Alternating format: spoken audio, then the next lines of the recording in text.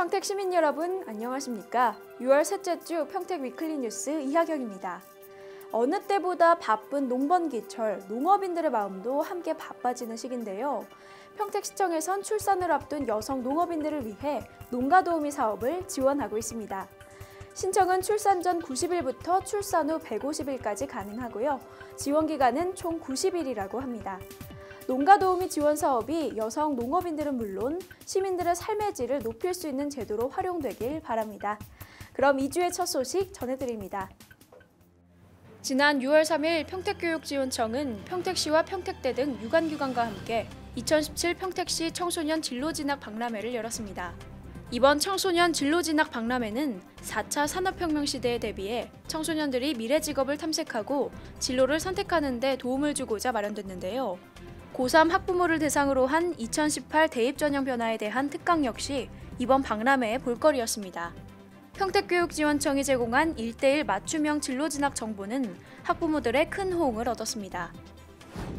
지난 6월 3일과 4일 진이천 유원지에선 평택시 진이천 농특산물 대축제가 열렸습니다.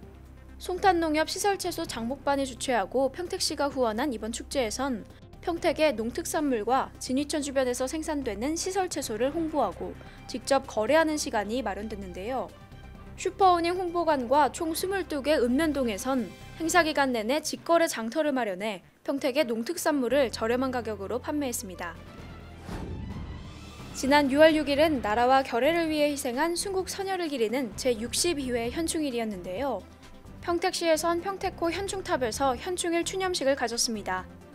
보훈가족과 시민 등 900여 명이 참석한 이번 추념식에서 공재광 시장은 지금 우리가 누리고 있는 자유와 민주주의, 평화와 번영은 순국 선열과 호국 영령들의 거룩한 희생이 만들어낸 소중한 결실임을 밝히면서 희생하신 모든 분께 한없는 감사와 존경을 드린다고 밝혔습니다. 가족만의 특별한 이야기를 영상으로 제작하는 평택 가족 캠핑 스마트 영상제가 지난 6월 4일부터 6일까지 무봉산 청소년 수련원에서 열렸습니다. 사단법인 평택 스마트 영상제가 주관한 이번 행사는 가족 캠핑을 즐기면서 추억과 소통의 시간을 만들기 위해 마련됐는데요.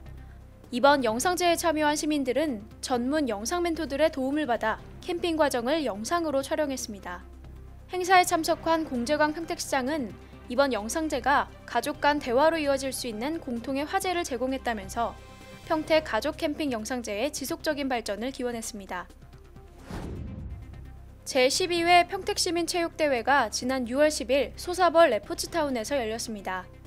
평택 시민의 날을 기념하고자 마련된 이번 체육대회에선 공재광 평택시장과 김윤태 평택시 의회장 등 시정 관계자와 일반 시민 만여 명이 참석했는데요. 22개 읍면동 대표 선수들은 축구, 족구, 씨름 등 총 8개 종목에서 건강한 승부를 통한 스포츠맨십을 보여줬습니다. 지난 6월 11일 안중시장 이벤트 광장에서 안중시장과 함께하는 길막골 알뜰장터 행사가 열렸습니다. 안중시장 상인회가 준비한 이번 행사는 새롭게 문을 연 안중시장의 전통시장 상권 살리기를 위해 마련됐는데요. 지상 3층 규모로 지난 5월 준공된 안중시장 고객센터에는 고객 쉼터와 카페테리아 등의 시설이 들어서 있습니다. 2개월의 공사 기간을 거쳐 완공된 이벤트 광장은 야외 공연장을 갖춘 시민들의 휴식 공간으로 사용될 전망입니다.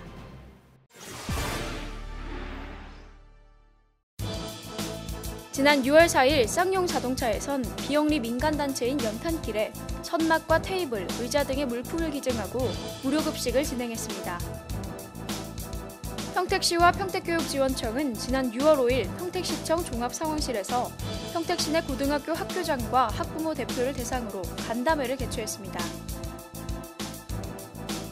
평택시 의회 이희태 의원이 국민 복지 향상과 지역사회 발전에 공헌한 공을 인정받아 지난 6월 7일 국회의원 회관에서 2017 글로벌 신한국인 대상 우수의정 활동 부문을 수상했습니다.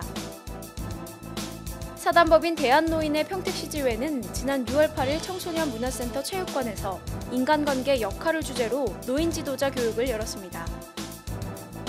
평택 라마다 앙코르 호텔에선 지난 6월 8일 평택시 지역 내 저소득 소외계층과 장애인 등 총 120명을 초청해 점심 식사를 함께했습니다. 사회복지법인 고엔두는 지난 6월 8일 장애인이 직접 운영하는 구내 매점을 한국서부발전소 평택지역본부에 개설했습니다. 외식업 평택시지부에선 지난 6월 2일부터 13일까지 일반 음식점 기존 영업장을 대상으로 식품위생법과 원산지 표시제에 대한 위생교육을 실시했습니다. 지난 6월 9일 평택소방서 대회의실에서 평택의용소방대장의 이취임식이 열렸습니다.